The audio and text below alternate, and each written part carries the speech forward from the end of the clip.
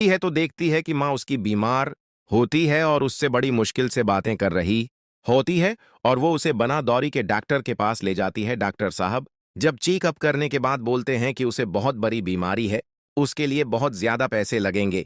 मरियम सोचने लगी कि मुझ गरीब लड़की को कौन इतने पैसे देगा। यह सोचते सोचते उसे याद आया कि शायद फैक्ट्री का मालिक मुझे कुछ उधार दे दे। फिर वो मालिक के पास जाती है और उससे उधार मांगती है। वो तो सामने से ही इनकार कर देता है। मरियम रेहान से मदद लेने के लिए जाती है कि कहीं रेहान मेरी मदद कर दे। जंगल में जाते जाते उसे डर लग रहा था कि मुझ पर गुस्सा ना हो और मुझे मारे ना के।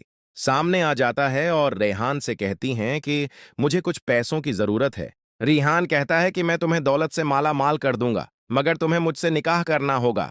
मरियम को पैसों की सख्त जरूरत थी। वो फिर जल्दी से सर खिलबास पहन कर आ जाती है और रेहान को पुकारने लगती है।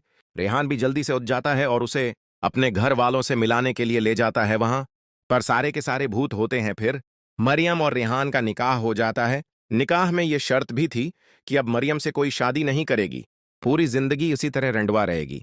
निकाह होने के बाद रेहान ने उनकी जिंदगी ही बदल डाली। मरियम की माँ भी ठीक हो गई और मरियम से बोलने लगी, अब मैं तुम्हारी अज ही अज शादी करवाऊंगी। मगर मरियम ने बोला कि मुझे अभी शादी नहीं करनी है।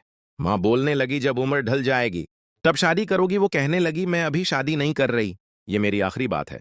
रेहान हर रात होता और उसे अपनी दुनिया में ले जाता। रेहान को मरियम से 2 बच्चे हुए। मरियम उनको छोड़कर दूसरी शादी नहीं करना चाहती थी।